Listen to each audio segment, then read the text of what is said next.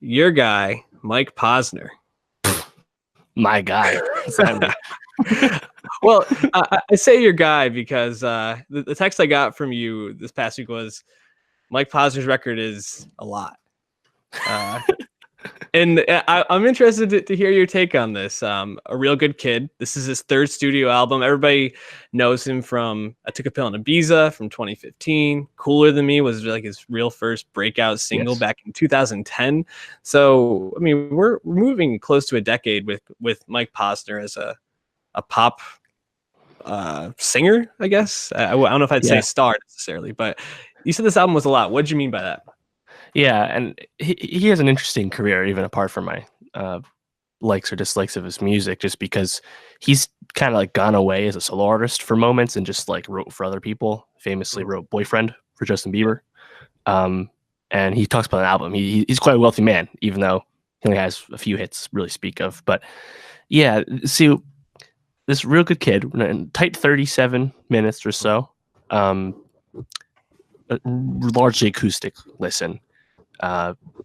Following up what his second album sounded like and really getting away from his first record where Cooler Than Me was from, where he was just really trying to be more of a pop Justin Timberlake ripoff per se, right? Mm-hmm. Now he definitely seems more soulful, more meditative, more thought-provoking, I guess. But the thing with this record for me was that intro where he's like, welcome to my album, yada yada.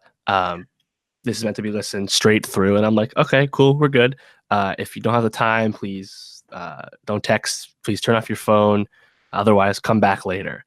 And I'm like, all right, you're setting a bar right now, man. Yeah. You're telling me not to text anyone. You're not telling me that I can't be totally distracted to listen to your record. And by the way, I got gas during this listen, so sorry. But that you're setting a bar for yourself. I think that's unwise. And then when I listen to this album, I'm like, holy crap, is this thing all over the place sonically, right? Mm-hmm. Yeah. There's that one random song, I forget what it's called, where the keys show up for the very first time on the album. Was it Drip? I wrote it down. Where is it? Perfect. On Perfect. Oh, and yeah.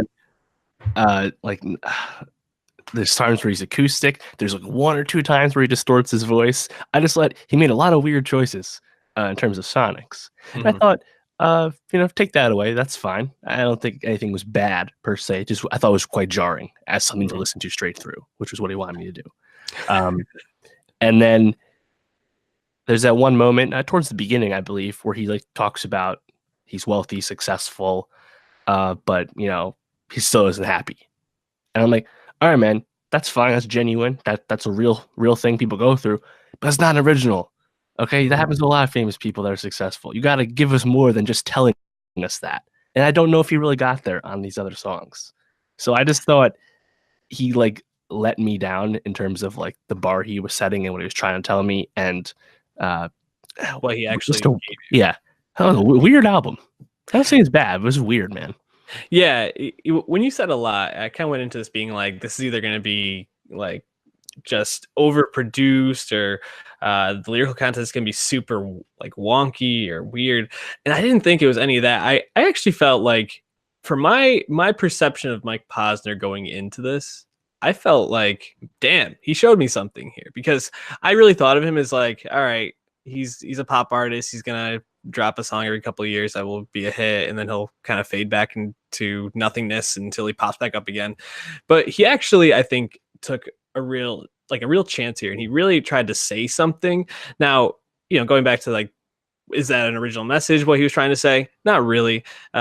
He was talking about grief a lot. He was close with Avicii, and Avicii recently died by suicide, and also talking about losing his dad from an illness on this. So I think that he was really trying to kind of display his grief and use this form as a way to work through some of that. And, you can really hear that in that, January 11th, 2017, starts, I think, where he's talking with his dad. It kind of ends how it's supposed to be, ends with his dad.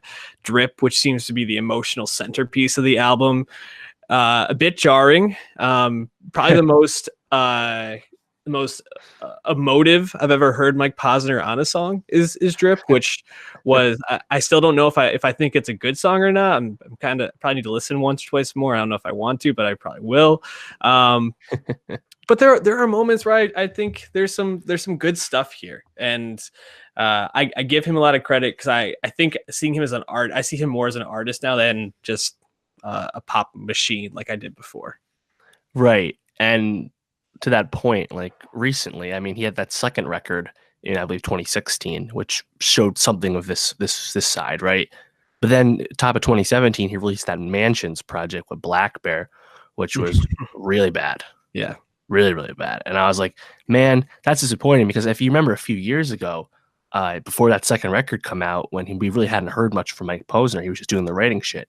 He released a few YouTube videos of him making music with other artists, like in the studio, and it was like live recordings. Like there was one with Nikki Heaton back when she was a thing. There's one with Sammy Adams. They were actually quite cool. A bunch of them were covers, if I remember right. And I was like, oh, this is interesting. And like he clearly has a lot of like friends in the industry. I just want to see something from him. And this is definitely something like he definitely made a conscious choice. He did not. There's no second stab at making another Ibiza song, right? Right. So yeah, he gets credit for that, no doubt. Is there any songs on here you did like or that you'd recommend? Yeah, it's a little soft for me. Probably wouldn't go back to much of this, but again, that's just my taste. Yeah, I think if out of any of them, Drip is probably the one I would say go listen to because I Ric think Flair. that's where he was probably doing the most and probably embodies the album as a whole. Um, interesting album from Mike Posner, one I don't think we'll be coming back to very much throughout the year. But let us know your thoughts. Leave a comment below if you are a big Mike Posner stan and want to tell us why we're wrong.